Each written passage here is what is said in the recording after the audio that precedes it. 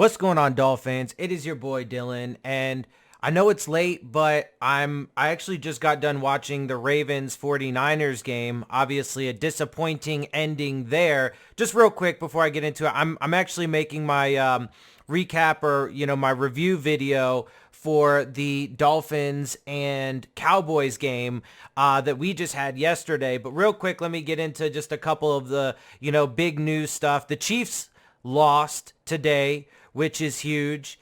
And that means that the Chiefs have been eliminated from contention for the number one seed, which means it's down to Miami and Baltimore. Well, technically, I guess you can also say the Browns. The Browns are in that mix as well, but more than likely it'll end up being Miami or Baltimore. Now, unfortunately, Baltimore won tonight against the 49ers in San Francisco because unfortunately, the San Francisco 49ers just completely shit the bed tonight.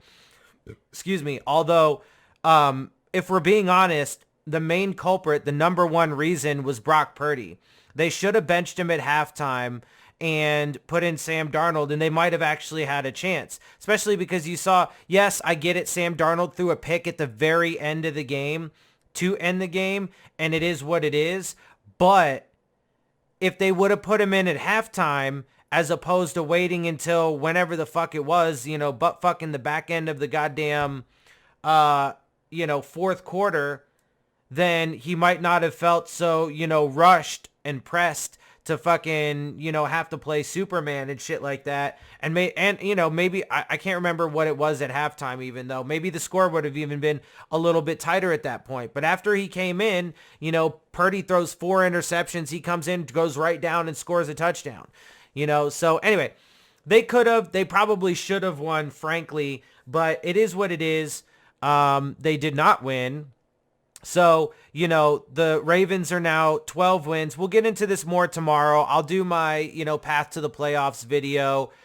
We were hoping that the Ravens would lose tonight, and then we would have had an opportunity to clinch the number one seed this upcoming week. But now I think that puts it on hold and means we're going to have to win it in Week 18, because let me think just off the top of my head. Now they're one game ahead of us. If we beat them next week, we'll be tied at 12 wins and have the head-to-head tiebreaker. So we would have the number one seed spot there. But then, if the Dolphins were to lose in Week 18, but the Ravens were to win in Week 18, they would retake the number one seed because, they would have one more win than us. They would have just an overall better record. So that would mean either the Dolphins need to win next week and the week after. So they either have to win out to get the number one seed, or they have to win next week and hope that the Baltimore Ravens also lose in Week 18 if they're not able to win in Week 18. So anyway, it's going to come down to the end of the season. That's how it is. But I guess that's part of what makes it fun. So, it is what it is. We got a huge game this upcoming week, but obviously that's for later. Let's go ahead and get into what we're actually here to talk about now that I've kind of covered some of the big news of the day and all that good shit. So let me go ahead and pop over here. Because we are trying to look at the Dolphins' big win. We moved to 11-4 on the season, dropped the Dallas Cowboys to 10-5 with our 22-20 victory over the Dallas Cowboys. Okay, so obviously don't need to keep repeating it's the Cowboys, the Cowboys, the Cowboys. All right, so total yards, and then we'll talk, stats, and then we'll talk about the actual game in a second. So Miami had 375 total yards, 339 for Dallas, 284 for us in the passing game, 242 for them. They had 97 rushing. We had 91. Each team was six yards per play. Dallas lost the one fumble. We'll talk about that. We got 4 sacks on them. They only had 1 on us. They were 33% third down efficiency. We were at 46. We only had the ball for 28-58. They had it for 31-02, but obviously that didn't matter. And we were able to have, scoring drives that didn't take as long, even though it was obviously mostly field goals. Anyway, penalties, 5 for us and 6 for them. Dolphins, let's see. Tua was 24 for 37, 293 and a touchdown. Mostert 11 for 46, 4.18. Achane 7 for 24. Wilson 5 for 21. Tyreek Hill 9 for 99. Smythe 5 for 56. Waddle 1 for 50. Said Wilson 3 for 42. Chosen 1 for 19 and Ingold 2 for 12. And then Tua did have a fumble, but he picked it up. It was kind of a low snap. So he kind of fumbled it, when he was going to get it, but he picked it right up and actually I think he ended up throwing it to, if I'm not mistaken, that was one of Durham Smythe's receptions, if I'm not mistaken. But anyway, he ended up getting it out pretty quick, and it didn't actually hurt the play at all. That was the only snap issue that I can recall from the game. So really no big deal there. But anyways, you can see a couple passes, defense, no interceptions. We did get, 4 sacks as I said, and 3 tackles for loss. Sanders was 5 of 5. Obviously, we'll talk about that in a second. One for 1 on his extra point. And then punting and punt returns, kicking statistics there. Nobody really cares unless there was a touchdown, which there wasn't. Cowboys, Dak was 20 for 32, 253, 2 touchdowns. Pollard, 12 for 38. So obviously we clamped down on their run game, which was amazing, and they've been doing great at that all season. 3.17. Dak Prescott, 5 for 25. CeeDee Lamb, 2 for 14. CeeDee Lamb led the way in the passing game, the receiving game, 6 for 118 and a touchdown. Jalen Tolbert, 2 for 51. Ferguson, 4 for 45. Cooks, 2 for 14 and a touchdown. And then sprinkle some of these other guys in. Dak lost. Dak gets the credit, but it was on the exchange to the fullback, and then they had 1 sack and 4 or 5 tackles for loss, so a few there. 2 of 2 on the field goals, 2 of 2 on the extra points, and there you have it there. Okay, so that's just the statistics. All good. Let's just really quick make sure I don't forget anything. So Jalen Waddle did get hurt in this game, but he got poked in the eye. That's not a big deal. Obviously, it just hurts. Your eye waters for a bit, but he's fine there. He did get rolled up on a little bit, his ankle. It's initially it was reported as a shin, but turns out it's an ankle, and apparently a high ankle sprain. He seems to be fine. He ran off the field. He was jumping around. He was celebrating with the team, and all that stuff. He seems to be fine and good to go. And Mike McDaniel said he doesn't expect it to be anything that would keep him out for very long. Hopefully he's not out versus the Ravens. I guess we'll just kind of have to wait and see how things play out over the course of the week. That will be something to keep an eye on. Other than that, Robbie Chosen is probably going to be in the concussion protocol throughout this week, so I would expect him to miss. But that's okay because we have Chase Claypool, which I still want. I hope they do, man. I want them to break out. They say they got some packages for him. I want them to break out some shit for him. But they also got Berrios and Smythe and, Craycraft, other guys that can complement that passing game. Obviously, Hills are going to be out there, so they should be all right there. And then their 2 running backs, Mostert. Oh, Mostert did get a little bit of a nick as well. It was a shin for him. He got kicked in the shin, but he said he was fine. So he'll probably get plenty of rest, Wednesday, Thursday practice reports. I wouldn't imagine you will see him on those, you'll probably see some DNPs, but don't worry. It probably, or it's likely just vet rest day and doesn't mean anything. So wouldn't, worry about that, but we'll get there when we get there. So, those were the injuries that happened. Austin Jackson suited for this game, but he didn't actually play because they were trying to keep him fresh and trying to give him some extra time to get right. So, but it looks like he's probably going to play in the Ravens, or, at worst case scenario, I would assume it's going to be something similar to what happened in this past game. They'll have him dressed with Kendall Lamb at right tackle. So, so there's that. Holland didn't play this game either, although, it's at this point, it's just any week now, so we'll see. Obviously, we'll get more into that, but I'm just thinking about things that, so like inactives, those are the big ones. Obviously, Robert Hunt as well. Other than that, Howard played, Elliott played, Hill played, obviously. So, but we should be getting more of those guys back over the next couple weeks. Jerome Baker will be eligible to come back for the the Buffalo Bills game. That's the soonest he'll be able to come back. But I think he will. It's looking like all the reports I've seen is he's trending in the right direction. So, but yeah, anyway, let's get to the actual game. So obviously this game, the Cowboys started off with the ball. They won the toss and decided to take it. They were going to go and try and make a statement and go and get an early lead, which they almost did because they got down into, the red zone. And then there was a huge play that Deshaun Elliott made at the goal line where he stopped Tony Pollard. It looked like it was going to be a walk-in touchdown, and Tony Pollard's pretty much his entire body, at least the lower half of his body, certainly was in the end zone, but the ball never crossed the plane, and he managed to keep it out at the half-yard line. What was the result after that? And this is why, too, you got it every single play because you just never know. The very next play, they go to hand the ball off to their fullback, LaFranc or something like that. I don't even remember his name. But it was a muffed exchange and fumble. Brandon Jones recovers. We get the ball, and then we end up going and getting a field goal. So we didn't get, a touchdown out of it, but it was okay. And we only ended up having one touchdown in this game.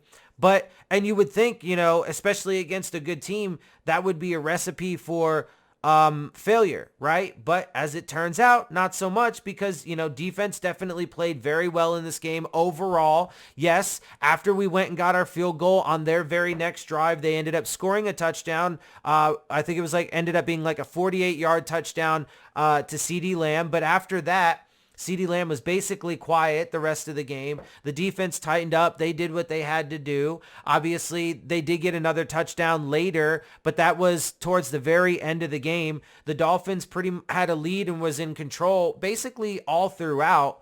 Obviously won the turnover battle. Tua didn't turn it over. By the way, and Tua, a lot of people, or not a lot, but I've seen some people say that Tua did not have a good game. I disagree with that. Was he perfect? No. Did he miss some throws? Absolutely. Did Hill drop one? 100%. That's not on him. That's on Hill, right? And so were there some miscues, some mistakes? Absolutely.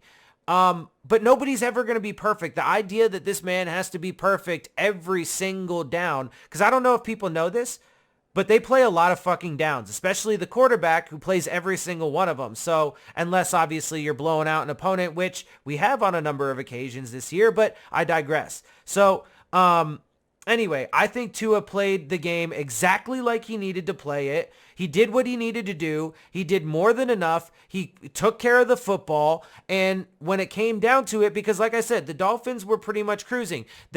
Yes, it's true that they could not capitalize when they got down into the red zone. That sucks. Obviously, you want that. But sometimes, especially in December and playoff football, you're going to have to win gritty games. You're going to have to win when things don't go completely perfect, when sometimes you get stalled out. And look, normally, field goals don't win games.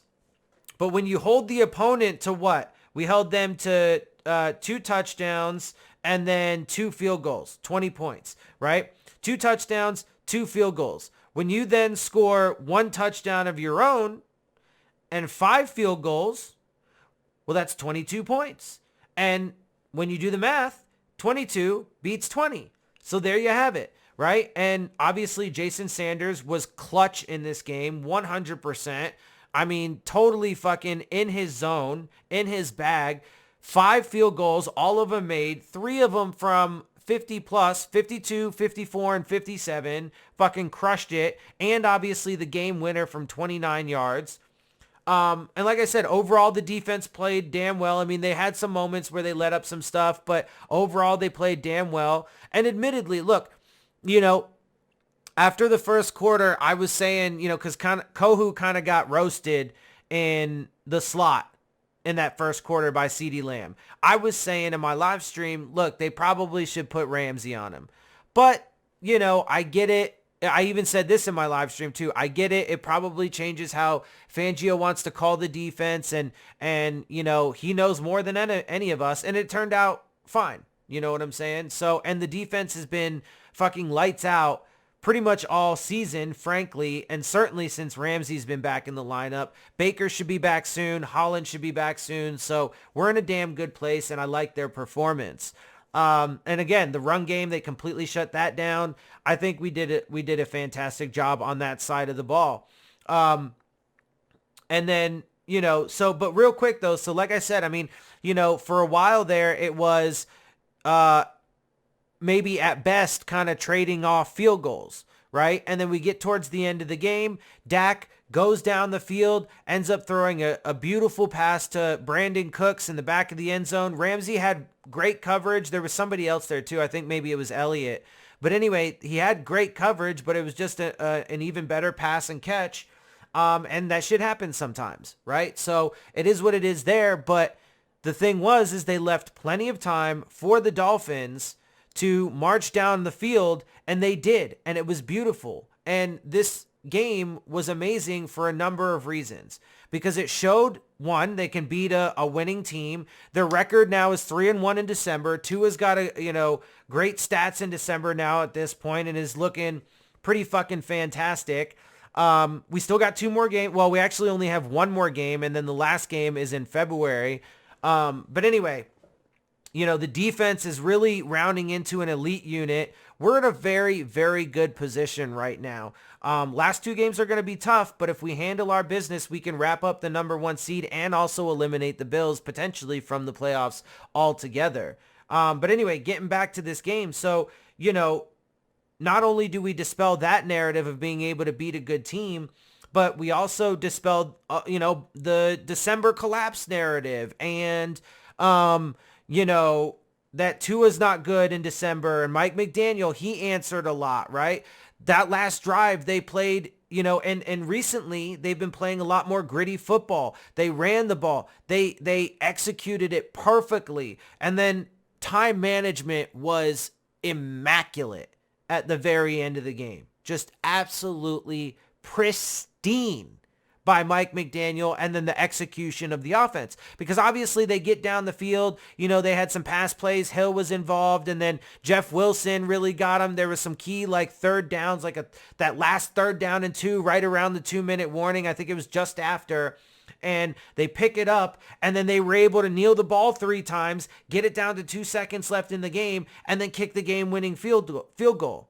It was just beauty. It was just absolutely masterful. And you love to fucking see it. You love to fucking see it. And look, this is why I said, man, look, would we love to have had that Titans game back, especially since we had a 2-touchdown lead? Absolutely. But that shit does happen sometimes. And I said it then, and I'll say it again now. I would have rather it have happened then than now, where we were the past couple games, or, you know, where we're going to be in particular these next 2. Now let's see what happens. We're going to have a preview video obviously later in the week, but Tua is 2-0 against the Ravens, and obviously we saw what happened last year when we played them. And that 4th quarter comeback was just, again, absolutely masterful. The Ravens did win tonight, and they did look to be dominant. But I say, if you really watch that game, to me, in my humble opinion, the 49ers really killed themselves way more than... Now look, they're a great team, and they took advantage of it. And that's what good teams do. And that's why they got the win. But it was really more so the 49ers just kept shooting themselves in the foot. In particular, the 4 interceptions, and then the stubbornness of the coaching staff to not bench Brock Purdy sooner. And look, you could have gone back to him the very next week. Sometimes there are moments where quarterbacks, especially a young quarterback like him, where things are not going to go well. And sometimes, on rare occasions, you got to be like, listen, we need to sit you. You're not in a good space right now. Let's see if we can get some life from, you know, homeboy over here. And they did. Sam Darnold went right down, scored a touchdown, went right down again on their next drive and could have almost had another touchdown. But even if he did get it, they probably would have been out of time anyway, even though they still had some timeouts, just because they took way too long, and it took, Brock Purdy getting nicked up before they finally decided to put Sam Darnold in. They really should have done it at the halftime. Anyway, it is what it is. That's what happened. My point, though, is this Baltimore Ravens team is very beatable. And we'll see. Another thing we'll actually have to monitor over the course of the week, too, is Kyle Hamilton, who went down with a knee injury in this game. And, apparently he's been playing through a strained MCL. So, and it was apparently the same knee. Now, I don't want to speculate. He looked to be in some pain when he went down. He ended up going into the blue medical tent. I haven't seen anything else yet, but that'll be something to keep an eye on, because if he doesn't play for this upcoming game, that could be huge. And that would certainly make their defense a little less potent. But anyway, so that's for a later date, obviously later in the week. We'll get there when we get there. This about wraps up my thoughts on it. I mean, it was a good game, and it was, like I said, definitely what you wanted to see. It's good December football. It wasn't perfect, and it's not gonna be. Dolphins fans just need to get over this notion that things are gonna be perfect. There's always gonna be mistakes. Look, Tua hasn't thrown an interception in 4 games, knock on wood, but at some point he will. You know what I'm saying? It's impossible to think that he's going to go the rest of his career. It would be nice if he went the rest of the season all the way through the Super Bowl without throwing an interception. That would be fantastic. It's certainly possible. So let's put that out into the universe. But at some point in his career, it's going to happen again, right? So you just got to understand that that's how this is. This is the game. Injuries are part of it, right? All these things are a part of it. And it's just about how you fight through and how you overcome. It's about the pieces that you have available to you. It's about the culture in the locker room. It's about the coaching staff. And I think we have all the right pieces in place. So this next game is going to be absolutely fucking huge. If we come away with the win, and we sit yet again for another week in the driver's seat. If we lose, I'm pretty sure. No, yeah, if we lose, that's the end of it for the number 1 seed, because they would take a 1-game lead and have a head-to-head over us. And then even if they lost the last week and we won against Buffalo, we would end up with the same record, but they would have the head-to-head, so they would remain the number 1 seed. So even though I'm going to be doing my, path to the playoffs tomorrow, I basically already explained it to you in this video, the way it's going to have to work. Just because there's only a couple games left, so it's actually getting to the point where it's not really that difficult to figure it out, just kind of off the dome, especially with the results of this week. So, but like I said, I mean, the Chiefs are eliminated from the number 1 seed contention. So it just comes down to us and the Ravens. If we get this win, and when we get this win, baby, on Sunday, I think it's Sunday, right? This upcoming Sunday. I mean, what a fucking statement that will be too, because we'll be playing in Baltimore. So anyway, we'll get to that when we get there. Tomorrow I'll make my, path to the playoffs video. And then it's going to be, kind of redundant. Who knows if I'll even do it that last week. It kind of depends, I guess. Or, next week. Because I might even just be able to, you won't even need me really at that point. It'll be pretty clear at that point. And I'm pretty sure every, national show, every local show, whoever it is, YouTube, everybody will be talking about it. So anyway, with that, I'm gonna get out of here. I hope you guys do like my content and all that good stuff. I am trying to grow my channel. So if you do, make sure you hit the like button, the subscribe button, leave comments down in the comment section. Share my channel with your friends and family, all that stuff. It really helps to grow the channel. Greatly appreciate it. Oh, also, if anybody knows anybody out there in this world that is hiring, I will do anything. I just want to get into the business, and I frankly could use a job. Because I've been unemployed now for a few months and kind of running out of money and stuff, and I've been looking for jobs, and I haven't been able to really find anything. So anyway, I know it's kind of a long shot. I may actually do a short one of these next couple days to put that out there too. But if anybody knows anything, let me know. That would be cool. I've been trying to get with Roundtable Sports, but that hasn't come to fruition at this point. So we'll just kind of see how things play out in that regard. But anyway, I'm getting out of here. Fins up, guys, all day, every day. Love you. Appreciate you. Take it easy. Happy holidays as well. 7 seconds left. Tannehill will throw it. And this will end it after the shovel. Miami runs around, circling, and look out. Gronkowski did not mean to go. Touchdown. Oh, can you pray? Oh, miracle. Miraculous in Miami. Stills to Parker to Drake. And they held off the field. Unimaginable what has taken place here in South Florida. The Dolphins have done it. They keep their season alive. 69 yards. Wow. Pure joy. Miami wins it.